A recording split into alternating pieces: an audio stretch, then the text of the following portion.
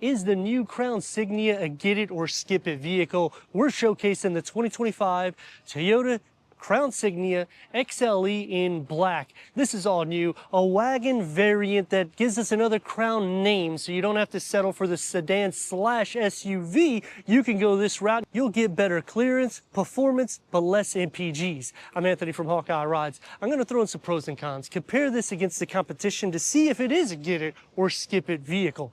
The front is going to have the unique Crown design. So it has that in-your-face grille. It's a two-part setup. So the top portion integrates into the headlamp assembly, full LED.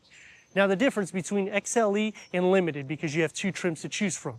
All of them will have projected LED headlights. That's going to be on the lower. But going into the Limited, you'll have adaptive lighting, which means when you turn your steering wheel, it will go the same direction that you are turning. The lower gets the glossy black, 6.8 inches of clearance, but a con is you only have one configuration for your engine, which is the 2.5 liter four-cylinder hybrid. That's producing a combined of 240 horsepower and 178 pound-feet of torque paired to an eCVT transmission, taking me to a reason why I would get it, the MPGs. 39 for the city, 37 for the highway, combined at 38. In performance, 7.1 seconds. So if you are cross-shopping between the Crowns, the Signia is actually faster at 7.1 seconds. You get more horsepower, towing up to 2,700 pounds. 19-inch wheels is standard, 21-inch goes into the Limited trim, and you can option packages. But one con that I have right off the bat, because there's only two trims, why don't you just make it fully loaded and kind of base? They don't do that. They give you almost all the features. You have to tick the box to the advanced technology package on the Limited trim in order to get the bird's eye view or 360-degree reverse camera, as well as front and rear parking sensors and power folding side view mirrors that go downwards whenever you're reversing. Plus, it's adding a little bit more safety features, which, because they only option two trims, that's why I'm saying I don't know why they do that. The Limited will have a panoramic moonroof. You can't get that on the XLE. And that's another thing, because when you're looking at two trims and you're only optioning features on the top tier, why don't you give some options to the XLE? Because maybe this is more desirable. I don't want the extra large wheel. I want the smaller wheel. It's going to have the same suspension. So when I'm getting a lot of the same amenities, I'm just missing some of these upgraded features. That leads me to why I would skip it. Standard LED taillights that wrap around the whole rear. You're going to have the LED light bar on the top. The Limited digital rear view mirror that's going to be tucked underneath there. Now, I like how they clean it up, but then we have the windshield wiper that's exposed. They could have probably put it underneath here to clean that up. And then on the XLE, you can't get those features either. The crown print is going to be smaller, so it makes the rear look visually longer, which is cool for this wagon competition.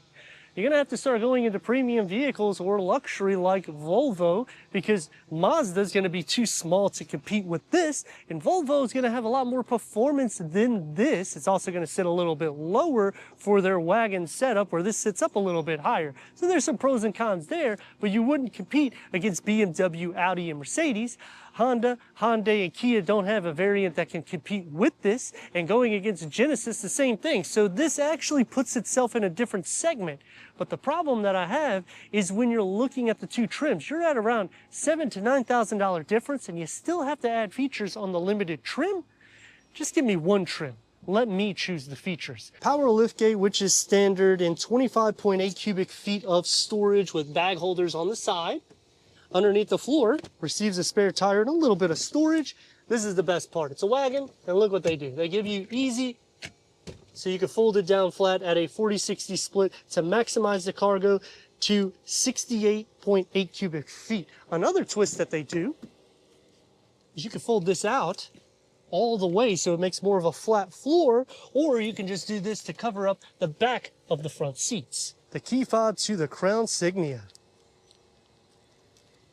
10-way power seat adjustment for the driver, 8-way power seat adjustment for the passenger, leather seats, heated, ventilated front seats, memory for the driver. These are all standard features, and that's what you're going to notice when you're getting into the Crown. A lot more luxury amenities that's going to be upheld.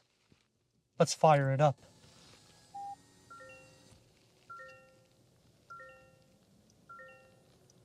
6 speakers is standard. The JBL sound system is only on the limited trim. It's driver focused, but look, your charging ports, they're easy. You can open this up on this side and open it up on this side with another USB 12 volt. You can move this around. Leather wrap steering wheel, heated. That's also standard with a standard wireless charging pad, dual climate control settings.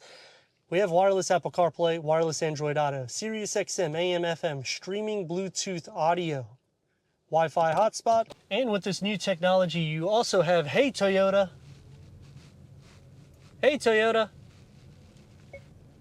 turn off the AC. Turning off AC. Put it into reverse.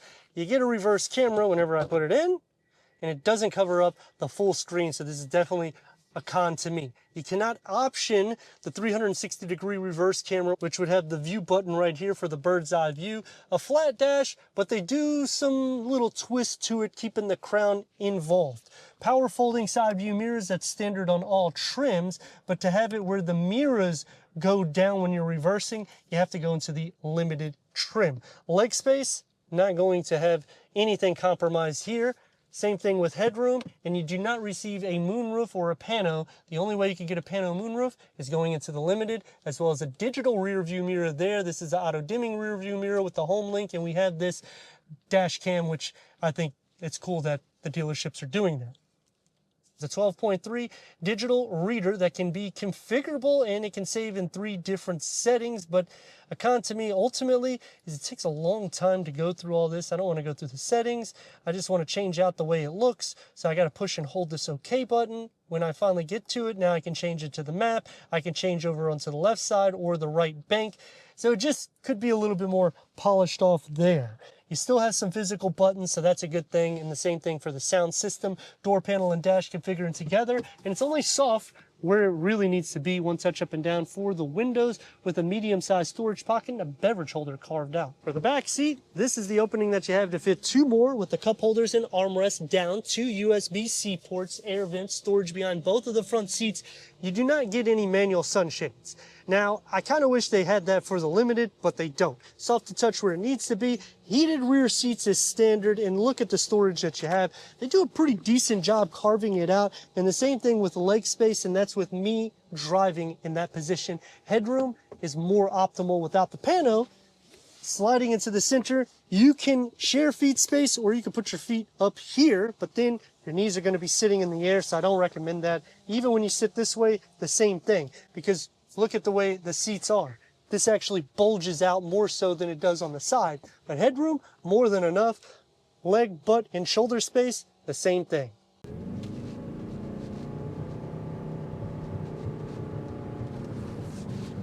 Performance, it has it. MPGs, you get it. It's a wagon, so you sit up more. Maneuverability isn't a problem. The steering is light. It doesn't feel very wide, but they capture a lot of interior space, but it does feel long. It's going to take me to some pros and cons, starting off with the pros to see if it's a get it or skip it vehicle. The pros, you get a lot of standard amenities. The cons, you're at nearly a $50,000 price. The pro is you're getting everything wireless, heated, ventilated front seats, heated rear seats. You get power seat adjustment. You also get memory for the driver. These features are not usually standard on a base trim, so you have to take that in perspective. The con, you're nearly $10,000 difference in price between the 2 trims, and it's only features.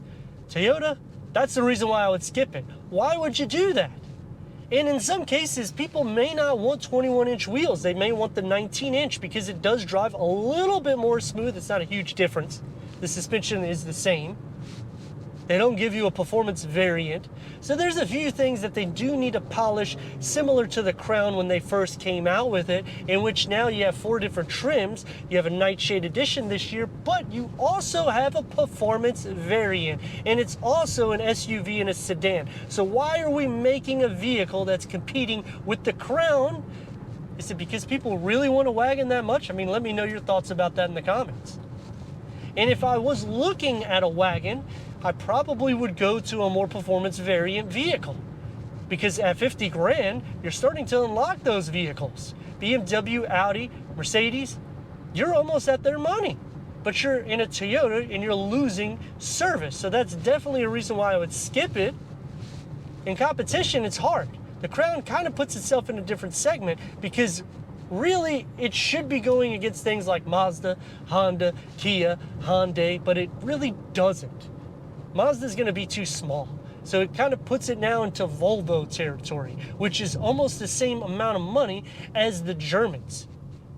And Genesis doesn't have anything that can compete with this. So it is, I guess, cool in that perspective, but then the pricing is a little bit higher than my liking because, okay, give us a wagon, but you're giving us full luxury amenities in the interior. The drive is very similar to Lexus. The sound deadening is excellent because you have acoustic front window and the front side windows. So when you're putting that in perspective, that's great. But usually you're looking at a target market at the $30,000 to $40,000-ish, not the high $40,000s to $50,000 margin.